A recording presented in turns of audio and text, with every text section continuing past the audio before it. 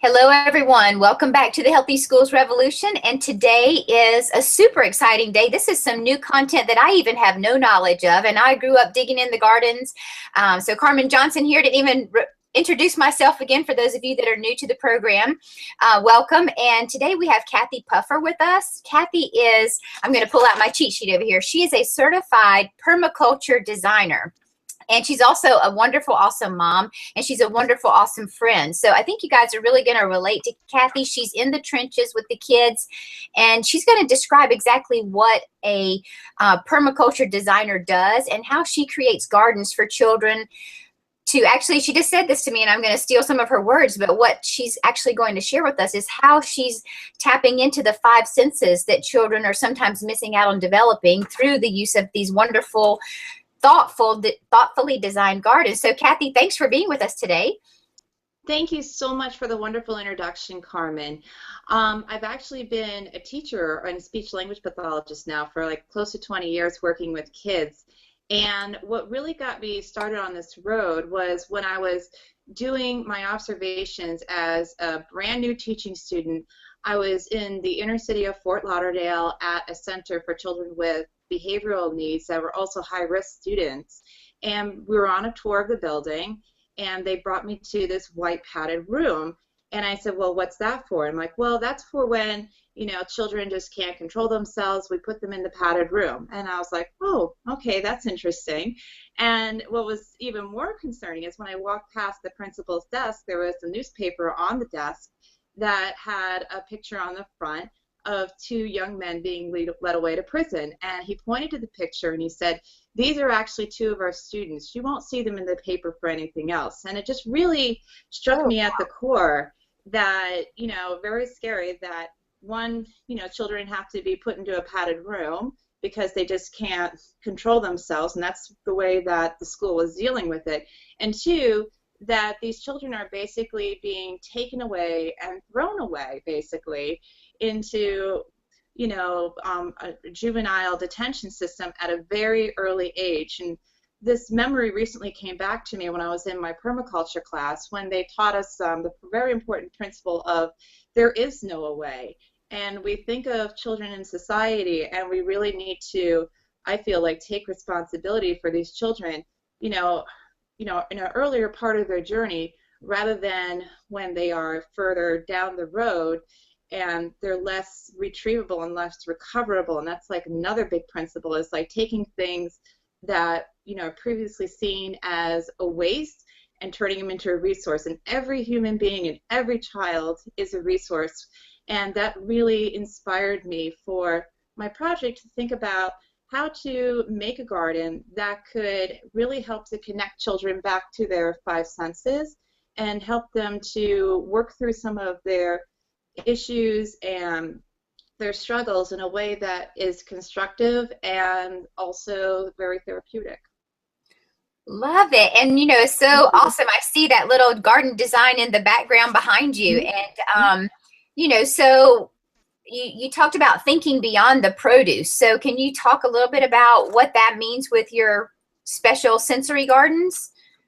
Absolutely. So in a school that I'm working at right now with preschoolers, I work with children with autism spectrum disorder and cerebral palsy and other types of developmental disorders.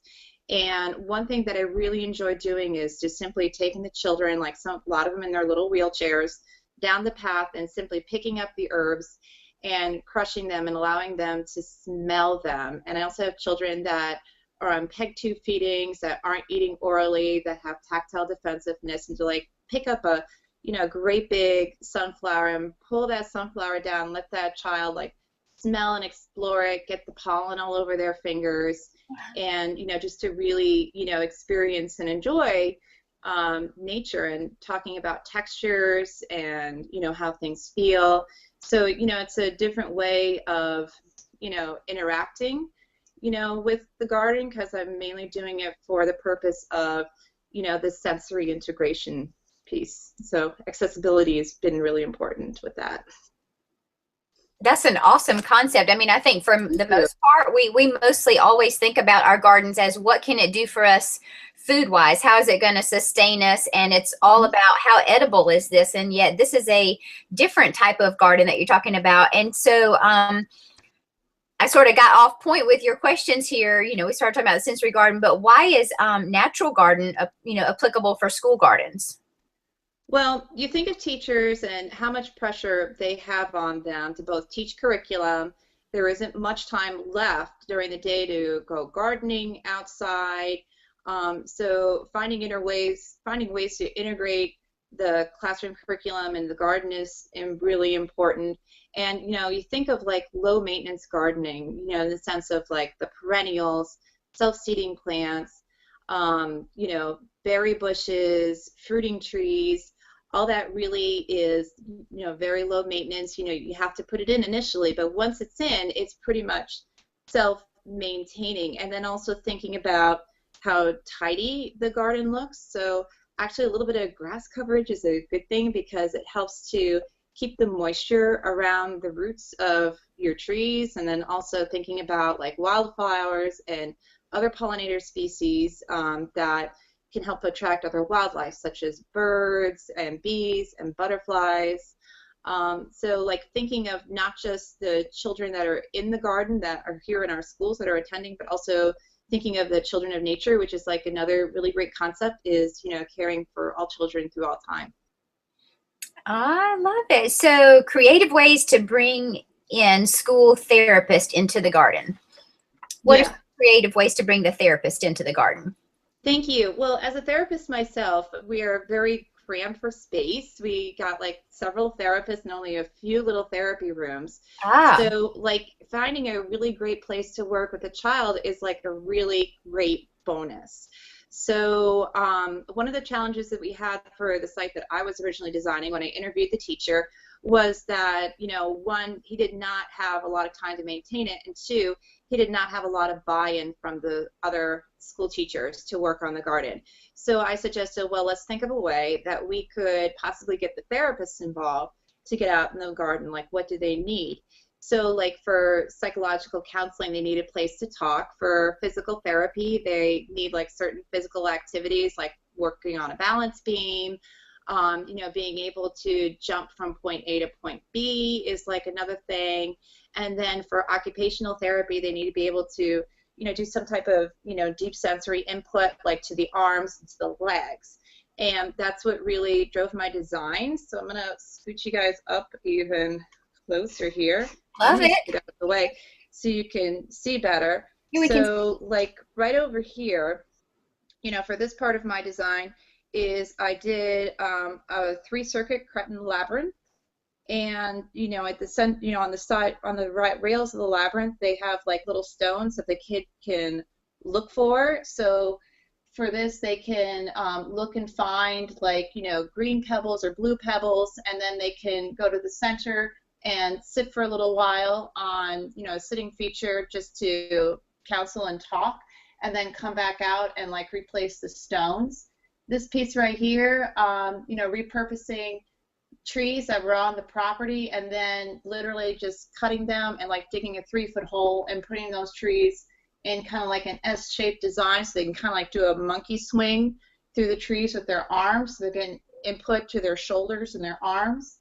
This right over here is kind of like a crescent shaped sensory herb garden with like a little keyhole walk-in area, and it's really important that there's like a little sitting area there so that they could have a counseling session at the same time, be like picking up herbs and touching and smelling. And I'm just going to talk a little bit more about that feature. Things that I really like to have in that type of a sensory garden when you're sitting is like this plant right here. Smell it, Carmen. It smells so good. Oh, wow. I love it. It's rue. It's rue, okay? Rue, and rue is something that they actually used in the Middle Ages. It's very fragrant, and they used to put it on their floors to help improve the smell of the home. So rue is a really good one. And another good one that I like, which is really fragrant, is dill. And what's nice about dill, when you look at the flowers, it's a very heavy cedar. So it seeds itself and it comes back every year. So this is a really great one to have in that keyhole type of herb garden. Another good one that I really like is lemon balm and then mint, because you can just crush that up and smell it. And also rosemary is an excellent one. And I think there's actually a study out right now by sniffing rosemary. It actually helps to improve memory. So just simply being able to sit with a child and interact with them and talk about things like, what's going on in the classroom, what's going on in their life, and, here, smell, crush this, smell this. What does this remind you of? Oh, it smells like lemon. What's something lemon that gives you a good memory? Oh, mom making lemonade, and just being able to like branch out just based on, what they're seeing and smelling. I really like parsley too, because it is one that, does tend to come back, and it's a different way of using an herb, in the sense that, you could take this in the classroom and, cut it up and to put it into a different food. So, kids with like sensory issues with eating, having a little bit of an herb cut into their food, that is cooked, is a little bit less invasive than like, trying like a whole different food. So it's kind of like a sneaky way of like trying a different food. And I got another one over here. So this is one of my other favorites. This is stevia. Love it. Stevia is really great because you can put it into your classroom dehydrator, and then you can make it into, something with chamomile for a tea. And, that's like another, whole other great thing, is being able to grow these herbs and do things like chamomile, mint, stevia, and then pressing them into tea bags to make almost like a value-added product that they can then sell or share with the PTA, or making herbal sachets, even with like doing rose bushes. So that's what I really love about that feature. And over here is all pollinator species, and we're also participating in a program called Make Way for Monarchs, which is encouraging schools to plant milkweed. And I really like milkweed because it comes in a little pod, and you can open it up like a present, and the little seeds are very fluffy, and the children that I work with really enjoy just simply putting the seeds on their hand and like blowing them away, and say, oh look, it went over there, it's going by the pond. Where do you think this one's going to land? Where's this one going to go? And that's part of the whole mystery, is that milkweed can just pop up in different parts of your school garden, and just accepting that, oh, look, we have milkweed right here in the kale patch, and that's okay that it's less than perfect, because the milkweed is important, because we need milkweed for our monarchs.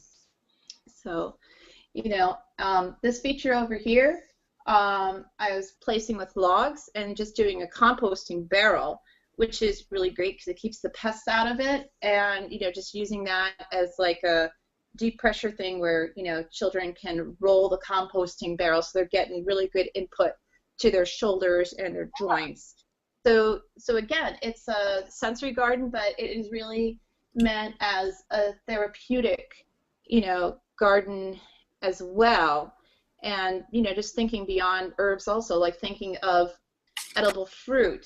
Like over here I have a trellis area, so if there's a child who is like having what we call a behavioral crisis, having a place where they can go and they can hide and they're covered.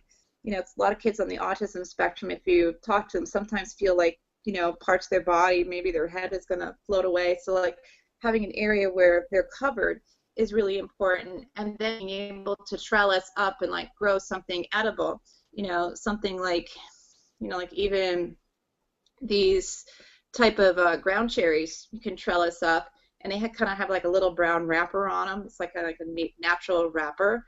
Mm-hmm. And having something like that trellising up, and then, sweet, yummy, okay, savory, they can eat that, or winter hardy kiwis are really great to have on a trellis.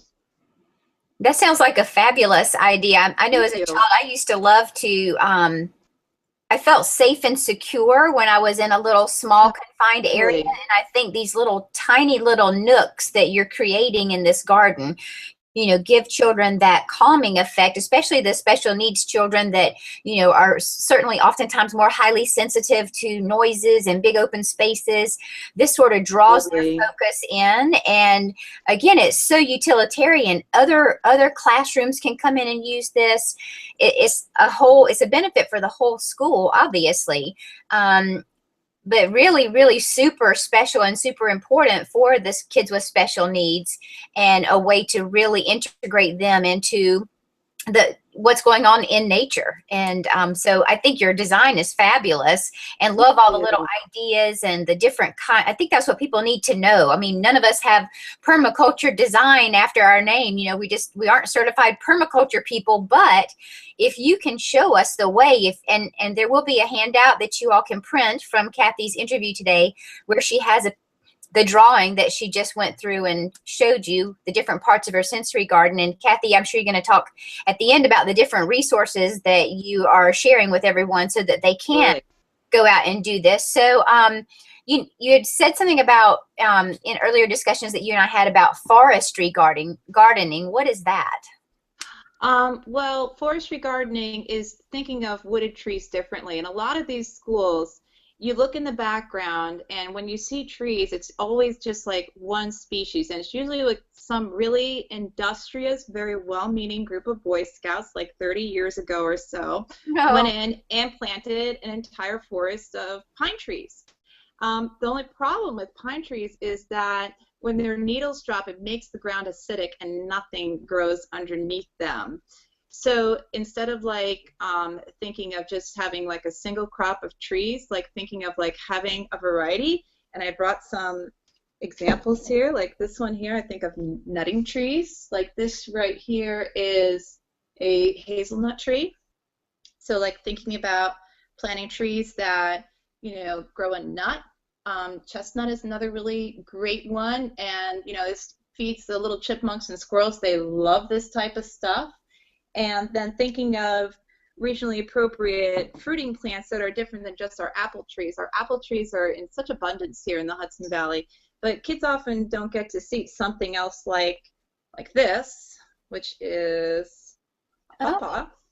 Yeah, and we have a winter hardy pawpaw. Like you think of pawpaw, like pawpaw is like a type of fruiting tree that you would think of growing like in Florida, but we're in New York, and this type of winter hardy pawpaw is good up to a zone 5, and winters well, and has a really nice fleshy color, very sweet and kind of almost savory, thick type of fruit, and it's small, but it's still a fruit. And what's nice about it is that it puts down a really long taproot, and it just keeps growing and growing and growing. So another really great way to do a different type of gardening, because it's a tree, you plant it once, you take care of it, and you're done. It's not like you have to plant it over and over again, such as the ground cherry, which is an annual, but heavy cedar, so it does possibly come back. So I like thinking of other type of fruiting trees and fruiting bushes. Some other ones that we have in this area is like the Ukrainian gumi you can do, which has like a very round, sweet fruit. Gooseberries, doing also currants, beach plums, and another really great fruiting tree that we have up here in the Northeast, which I really like, is this little round fruit called the medlar, and it almost like has to rot a little bit on the tree so that it's really ready to harvest like around Thanksgiving or Christmas time, and it kind of tastes like an apple pie. It's really scrumptious. It's very small fruit, and it's just really cool because you have to wait for it a little bit, and so you're kind of opening it up again like a gift or a surprise, because you usually don't have a fruit on a tree during the winter up in this part of the country. So it's exciting to like think of different ways to grow and different types of plants that aren't really your usual fruit, but are kind of more unusual fruits that they typically aren't going to be exposed to. So I'm sitting here overwhelmed. I grew up gardening my whole life, but all I know are okra, tomato, bell peppers. I mean, you go outside of that realm of all these interesting fruits and trees that you're talking about. I'm overwhelmed, and so I'm almost anticipating a lot of people are going, I hear what Kathy's saying, and that sounds great, but I have no idea how to get that going at my school, and I don't even know where to start. So can you maybe make this simple for everybody and maybe give us a first couple of steps on how would we get this sort of initiative going in our school if we wanted this? I'd say start small. Like with the design, it's always really good to write it down on paper. So when I start my design, I always start with a base map, and then I'll do like a couple of different features. And so just instead of just thinking of like, okay, we're going to do this culinary garden and we're going to do a sensory garden, just think of, okay, why don't we just start with some pollinator species for our butterfly garden? Let's start with that first, you know, because it's easy enough just to get the milkweed seeds and the pollinator type of species like bee balm and, you know, like a couple of, you know, other honeysuckles just to get that going. So start with that first, and, you know, maybe start with just simply doing the border, which is easy to do with the pollinators on the outside. And then, you know, the more complicated things such as the trellis, you know, I would definitely save for last, but it's easy enough also just to simply start with that little herb garden, because a lot of those herbs you can buy through Johnny Selected Seeds online, and you can start your seeds in a grow tray and then go ahead and transplant them outside. You know, if your growing season starts earlier, if you're lucky that your growing season starts in April, you know, it's easy enough to do a direct sow directly into your herb garden. And I like to put tall things like in the back and the smaller things towards the middle for this particular type of garden, just to kind of create a border to kind of make it like a secret garden. So my advice is to get it on paper, start small, start with the perimeter, and start with the easy things first, which is, you know, just a few different kinds of simple herbs, and just be successful with just doing herbs first. Because you know what, if the groundskeeper guy like knocks it down and says weed whacker, no worries, because these things come back. Like we actually just had our garden weed whacked because they had to repaint the building because our garden runs along the side of the building, and I'm totally not worried because it's all going to come back in the spring. So, you know, the herbs are a great start because they're hardy, they can be stomped on, and they're going to come back every year. So I hope that helps. Yeah, I think, you know, when I'm thinking of it, and I'm an impulsive person, and I see this garden and I'm like, we need that whole thing for our kids. And I love that you said, okay, wait a minute. First of all, you get a plan. And there you can go online. There are plenty of resources online that will lay out sensory garden plans for you. I'm sure you can Google anything in this world. So, you know, first find a couple of plans and then sit down with your PTO, whoever's on the PTO. There should be a garden committee. If there's not, then hopefully they can form a garden committee. Get a couple of people together that are interested and passionate about this, that want to see this value add put into the school. And then, like Kathy said, choose just a couple of things, like just the little cubby hole with the rosemary bushes around. I mean, rosemary smells awesome when you walk by. It creates this little cave for the children to go in. You can get a dad or somebody to come by and take some sawn pieces of a cut down tree and make a cute little sitting log out of it. You know, just start, like Kathy said, start simple. And just let it go from there. And I think that partly why people don't take on these initiatives is because they get so overwhelmed and they think it all has to be done this year, but it really doesn't, does it, Kathy? I mean, this is little baby steps, layout, everything has little process to it. So yeah, I think that's a good way for us to talk to people and get them off the ledge of thinking, oh, this is too big, I can't do it. Just have some little small successes, and the more children get excited about it, the more that parents are going to be encouraged to do it. Teachers are going to be excited about taking their kids out there when they get this positive response, right? Oh, yes. And, you know, I have resources here for you. Like this right here is like one of my... There you go. Good, I can see myself, so I can see this. One of my favorite books. This is Foraging and Feasting by our own very local treasure, Dina Falcone. What I really like about this book is this is like the forestry gardening Bible almost. It has really beautiful, amazing pictures of, some of our local varieties of plants.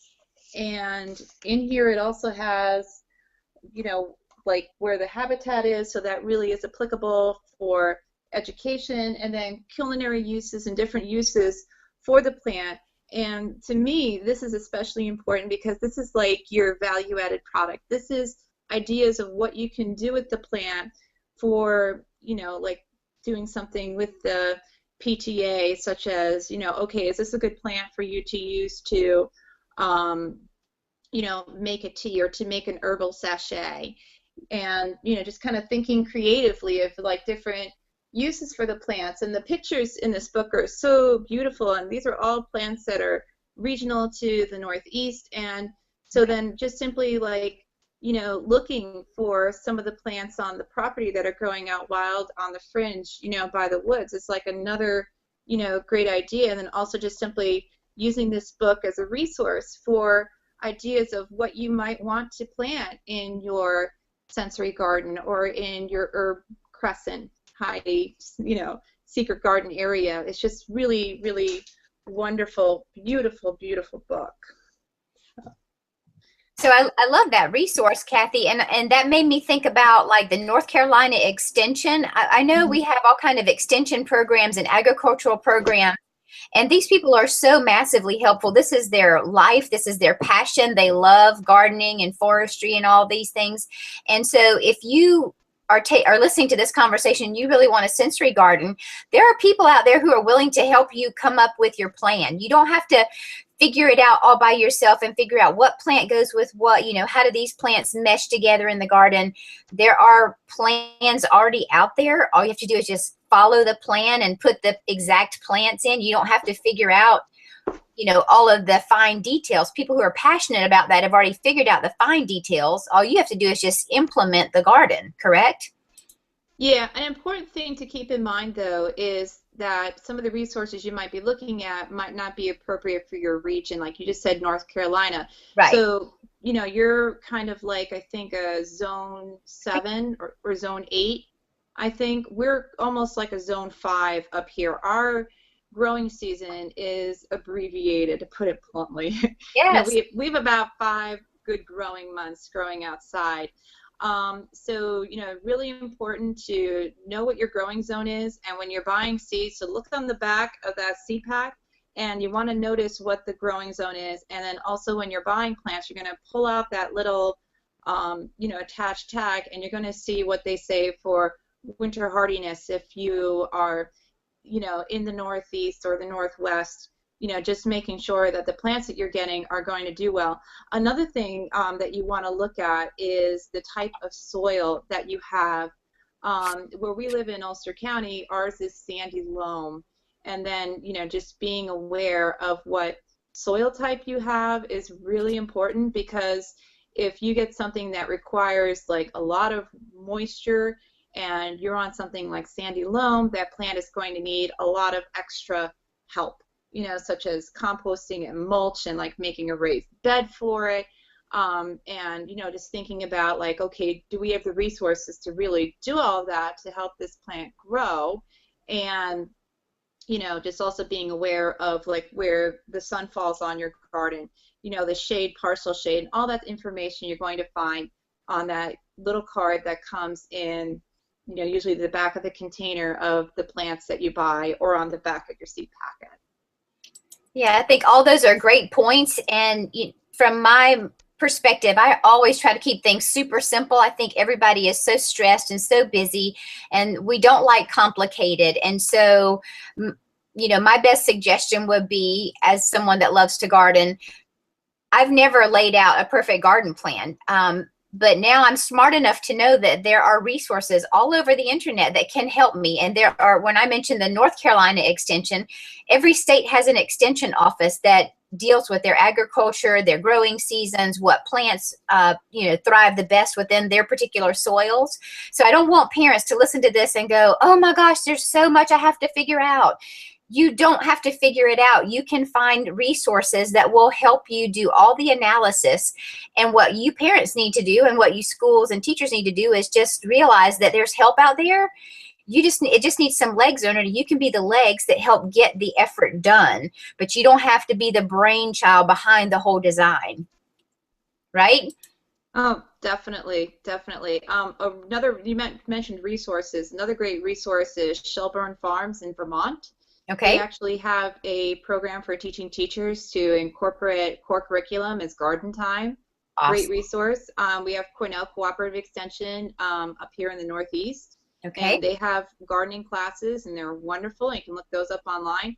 4-H groups are incredibly helpful too for like doing a project, and also your local Boy Scout group to see if there's somebody needing to do an Eagle Scout project. That's what I was going to say. Yeah, and then up here we also have Wild Earth, and you can find them online, and they have resources for some of those unusual fruits I was telling you about. And then of course there's the Center for Bioregional Living, homebiome.com, with my teacher Andrew Faust, and he's got a lot of really great links and resources for you know, just simply, you know, growing in a way that is, you know, appropriate for your growing region area. So yes, absolutely, lots of wonderful resources. I'm glad you said the Boy Scouts, and I was writing my notes when I looked down. I was thinking Boy Scouts, Girl Scouts, they have badges they have to get. Kids that are taking martial arts that are trying to try for their black belts, they have certain badges they have to get. So you can actually tap into these groups of children and let them do this as a service project. A lot of the Catholic schools have required service hours for all of their students. And so you could get a, you know, connect with your local Catholic school and say, hey, we want to have a, you know, we're a public school over here. We really want to have this garden put in. Do you have some kids one weekend that would be willing to offer some service hours? And the kids have to have required service hours every quarter of school. So there are resources within your own backyard, within your community. And there was one other thing I thought to share. Oh, Kathy, when Dr. Walt Thompson, I interviewed him, and he is out of Atlanta. He's the chairman of the American Fitness Index. And he has Atlanta After School All-Stars program. And one cool thing he said was, the way they have such success with their program is that they find out what the teachers in the school, what their passions are. And so if you can just find 1 or 2 teachers that are super passionate about growing, maybe they are prolific growers at home, they have a fantastic garden, tap into the teachers that have this particular passion, and they will be the champions for you, and they will bring the other teachers along. So it's really about just tapping into people's needs and wants. And if you can find a couple of people in the school, parents and teachers, that are really into gardening and sensory stuff, you've got it made. That's all you need, is just a little spark, right? Absolutely. And, you know, don't forget those therapists. You know, I kind of Yeah, like, the therapist. I'm thinking of like build it and they will come. But exactly, you know, with they this, will come. It has to be communicated as a possibility for them. Like, you know, what kind of features would you like? Because often, you know, we have our therapy gym areas just like crammed in with kids and all the stuff and equipment that we have to have, and it's really kind of crowded in there. And, you know, we have to deal with reverberation of the sound. And so to be able to have a lovely feature like this, where you have a labyrinth, you have, you know, climbing areas, you have jumping spots, you have swinging spots that's separate from the playground in the school. So it's kind of like, you know, really being utilized for therapeutic use is like a huge thing. And I can't think of a single therapist that would not, you know, want this. But the important thing is to be able to, you know, be able to communicate in such a way that they can see the value in doing this, and then being able to pull the resources together to make something like this happen. So that brings me to 2 questions. Number 1 is, you know, the whole thing I talk about is you're a real person in a real school doing real things. Can you share with some of the parents that are listening and the teachers, share some of your real experiences with the children? You know, what's been the benefit to the children that have had the luxury of experiencing your sensory garden? Oh my, there's so many. But the changes that I know with my kids are really small, because a lot of the children that I work with have profound disabilities. Just simply being able to tolerate more touch to their face, being able to, like, for my children that are blind, like, putting together a book about the things that we collected in the sensory garden. I'll put a book together, like, and we'll braille it. It says, I went on a walk today, and today I smelled rosemary. Today I felt fluffy milkweed. And being able to use their devices, like a communication device, like they can hit a button and say repeated storyline, and I felt good, like that. And so I'm taking what comes from our small little herb sensory garden, and I'm using it as a therapeutic tool. And I'm definitely as part of the therapy, noticing them tolerating more touch, and being able to enjoy smelling something without recoiling or gagging, being able to smell something natural, and there's no obligation for them to taste it. It's like, because I tell them, like, okay, this is a plant, we're just going to smell it. And so being able to do that, I think, is just like something that you really can't even measure, but it's just I could just see it bringing pleasure to these children, and it's just like, that's the best part. That's what I love.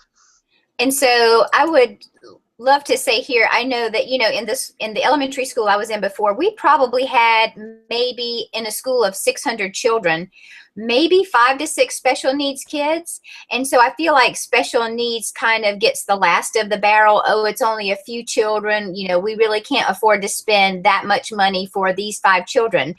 But what I hear you saying is this sensory garden is useful for the entire school. It is wonderful and a very safe haven for the special needs children, yes, but every child in that school and every teacher in that school absolutely, positively benefits from that sensory garden. So whenever you as a school or a PTO group, when you're thinking about the possibility of this, you need to think about the fact that it's just not just for special needs. It is a great thing for special needs, but it benefits the entire school.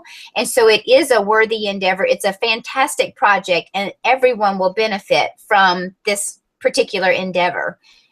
Yeah, universal design is, something that really comes to my mind. I keep, hearing over and over again.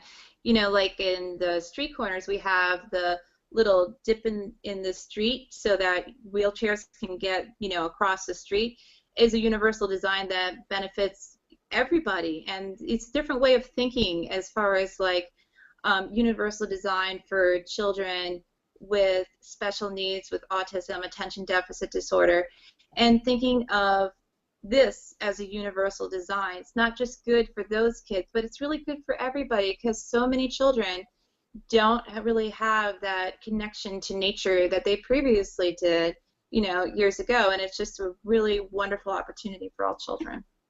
And when you were saying that, I was thinking of the term you mentioned prior to us starting our recording about nature deficiency disorder, so NDD, yeah. and every child has that pretty much, no doubt. And one of the things that I personally love from a garden is just the smell.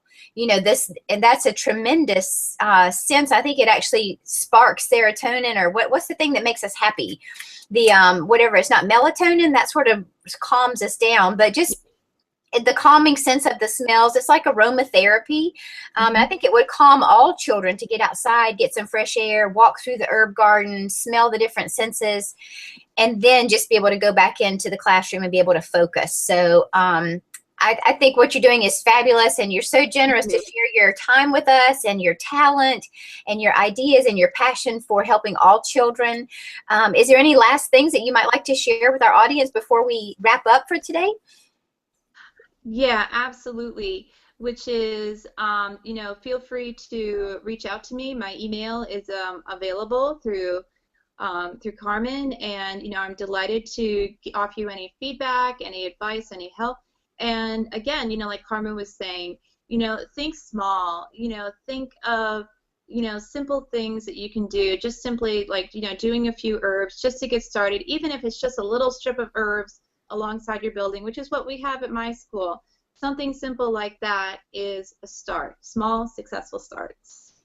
I love it. Well, Kathy, thank you again for being with us. This is a fantastic addition to the Healthy Schools Revolution, and I hope parents and teachers and school administrators, even, we didn't even talk about the culinary staff being able to go into the herb garden, and have some little enjoyment there as well. So it's actually good for the staff as well as the children. And I think you've given everybody a lot to think about, a lot of valuable resources. And remember, go back to today's email. There'll be attachments in there. We'll list out Kathy's resources that she mentioned. And please let us know your successes. We want to know when you get your little sensory garden started. Thank you. I'd be so happy to hear about that. Well, thanks, Kathy, for offering your time. And we look forward to having you back sharing more information again. My pleasure, Carmen. Okay. Have a good one. Be well, everybody. Thank you for listening. Bye.